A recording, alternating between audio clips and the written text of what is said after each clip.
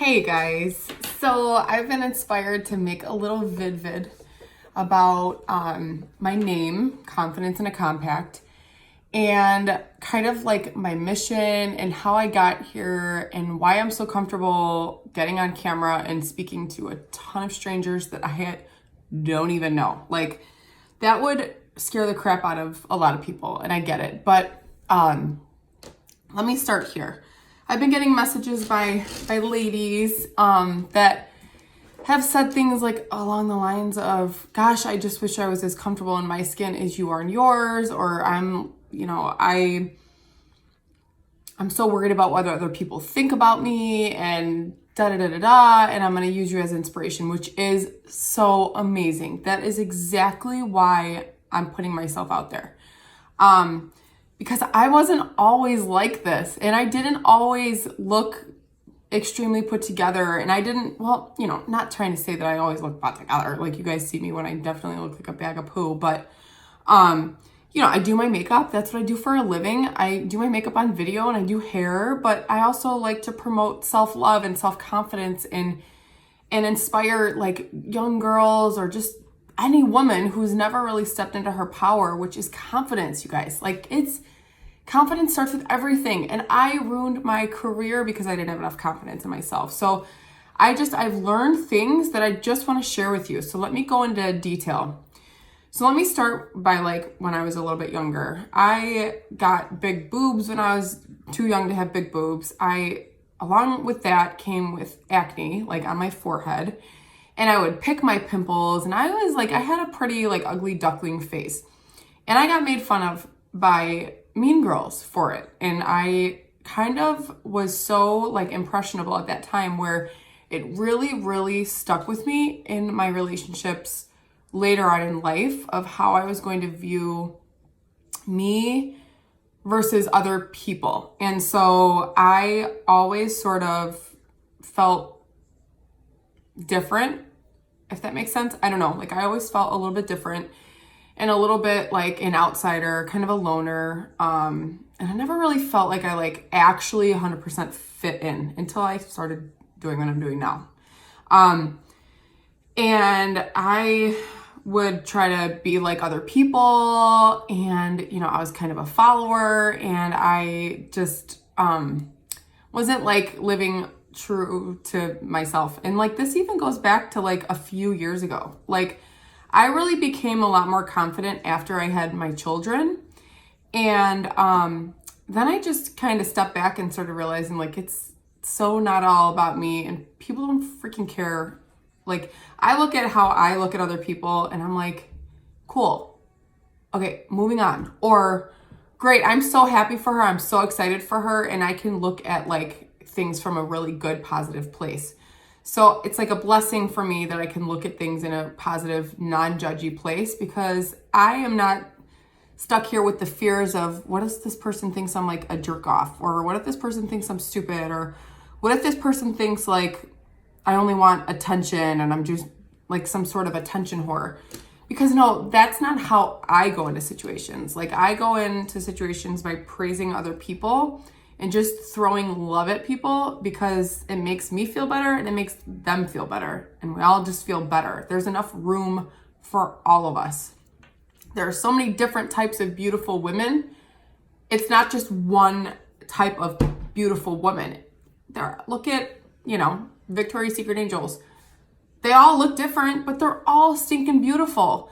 Look at, I don't know, just anybody. There are so many different types of beautiful people. So don't lump yourself into that category and feel like just because you don't look like this person, all of a sudden means that you're not as pretty, or you're not as worthy, or you don't have as many accomplishments or something like as that person. No, we all have a different path. We all have a different road. Let's just try to praise each other and celebrate each other and be sweeter and nicer. And my husband's mom really helped a lot with my confidence too. It's so funny, like, when I tell him this, he's like, thank you so much for that. That's really sweet that you say that. And I'm like, no, I mean it. I really mean it. So my husband's mom like loves a good martini. She is just like a bag of fun. And she doesn't like apologize for who she is. She's just who she is. And you love her because it's like, you know that Marie's gonna be a freaking good time. And I love her for her. And so just her kind of like, she has every right to be kind of hoity-toity, but she's like not, because that's just how she is. She's always gonna be that lady from Bellwood, and she's always gonna be like Jenny from the block. And just because she's like living some great life now doesn't mean anything. Like, she's just who she is. She's still like coupons and stuff. I don't know. I just think that that's so admirable and so cool. And there's a lot to be said about that. So just kind of like watching her with her, like, I don't know, just like confident demeanor, just like non-apologetic, helped me to be not so apologetic about who I am.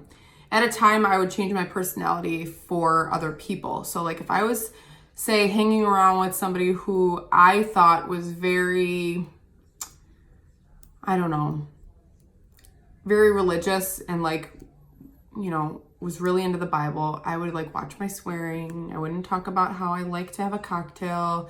I would just try to like keep it down because like I would be around them. So I was conforming. And then I